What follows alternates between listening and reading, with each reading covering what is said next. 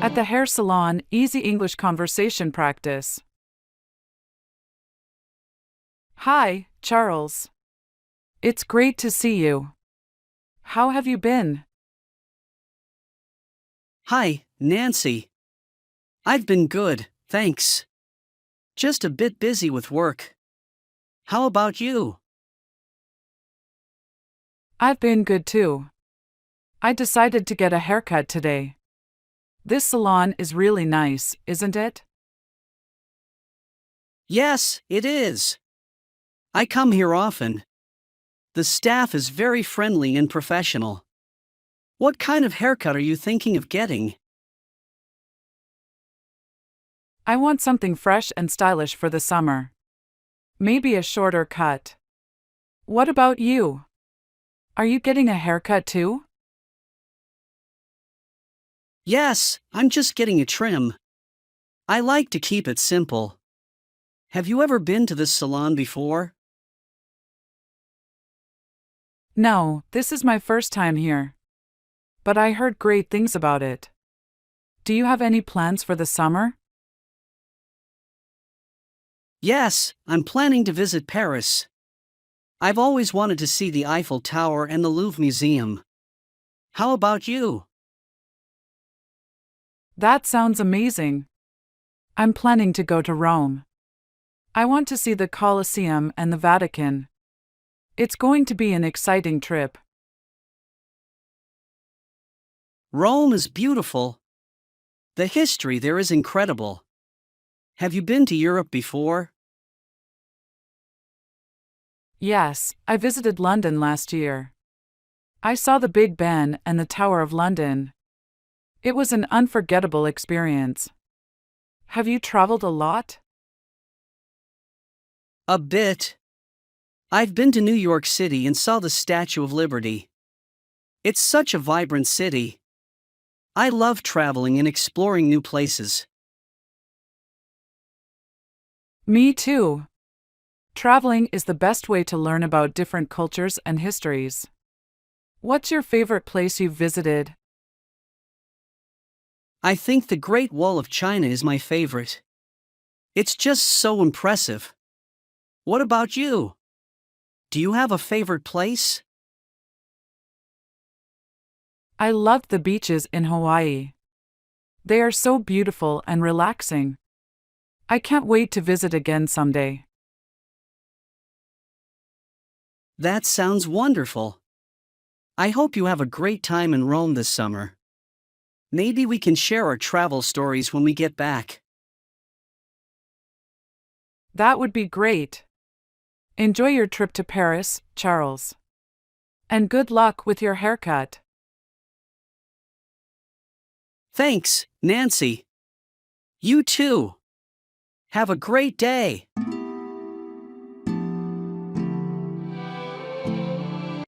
Speak English now 20 essential sentences for beginners.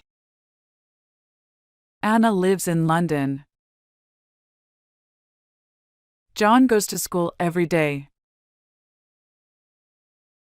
Emma has a big garden. Michael plays football on Saturdays. Sophia and her family visit New York in the summer. Oliver buys bread from the local market. Isabella watches a movie every weekend. David drinks coffee in the morning. Mia and James read books in the park. William likes to play video games. Emily has 2 cats and a dog. Henry rides his bicycle to work. Charlotte loves listening to music. Liam helps his dad in the kitchen. Grace goes to the gym 3 times a week. Jacob takes pictures of beautiful landscapes. Ella works in a small shop in Manchester. Noah visits his grandparents every Sunday. Lily and her brother play chess in the evening. Ben meets his friends at the cafe on Fridays.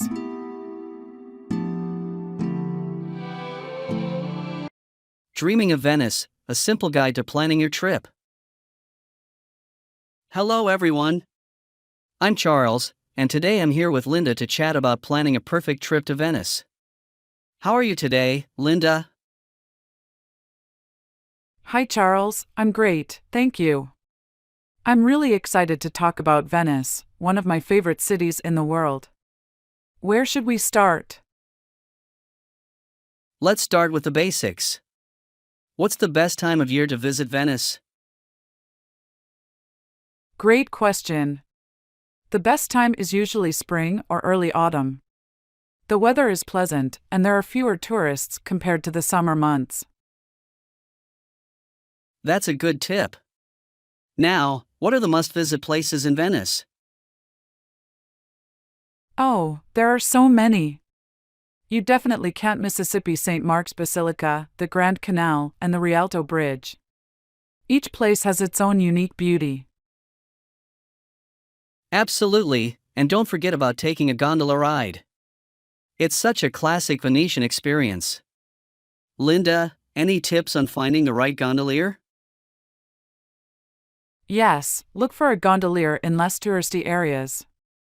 They usually offer more personalized tours and might even share fascinating stories about the city. That's a fantastic suggestion. Speaking of experiences, let's talk about food. What should visitors try? Seafood is a must in Venice. Try the risotto al nero di Sapia, which is squid ink risotto. And for dessert, you can't go wrong with gelato from a local gelateria. Yummy! Moving on, accommodation can be tricky in such a popular destination. Any advice? Definitely book in advance. Consider staying in neighborhoods like Cannaregio or Dorsoduro, which are less crowded but still have a lot of Venetian charm. Now, navigating Venice can be confusing with all its narrow streets. What's the best way to get around? Walking is the best way to explore. Also, use the Vaporetto, the water bus, for longer distances. It's a good idea to get a travel card for the duration of your stay. Great advice. Any final tips for our viewers planning their Venice trip? Yes, always check local events. Venice has fantastic festivals like the Biennale or the famous Venice Carnival. Participating or witnessing these events can make your trip even more memorable. Thank you so much, Linda, for all these great tips. And thank you all for watching. If you like this guide, don't forget to like, subscribe, and comment with any questions or your own tips for visiting Venice. Safe travels! Thanks, everyone. Enjoy your adventure in Venice.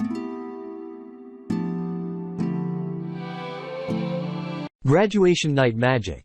A heartwarming English conversation between Cedric and Jessica. Hello, Jessica. Are you feeling excited about tonight? Hi, Cedric. Yes, I am. It's our graduation night. It feels so surreal. How about you? I'm a mix of excited and a bit nervous, to be honest. It's a big step for us. It is. Do you remember the first day we met here?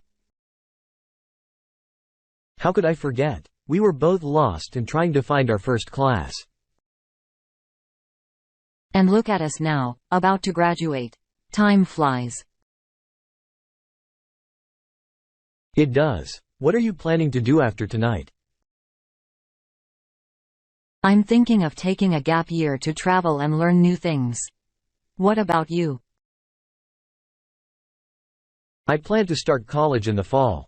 I want to study computer science. That sounds exciting. Computers are the future. They are. And your plan to travel is amazing. Where will you go first? I want to visit Paris. I've always dreamed of seeing the Eiffel Tower. Paris is beautiful. You will love it. And I'll miss having you around. I'll miss you too, Cedric. But we can keep in touch through messages and video calls. That's true. Technology makes the world smaller.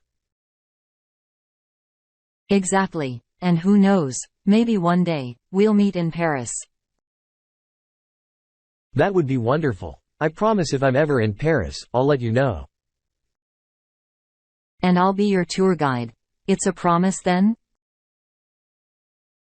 It's a promise. Let's not say goodbye but see you later. See you later, Cedric. Here's to new beginnings and to our friendship. To new beginnings and everlasting friendship. Let's make tonight memorable. Yes, let's enjoy every moment. After all, it's our graduation night.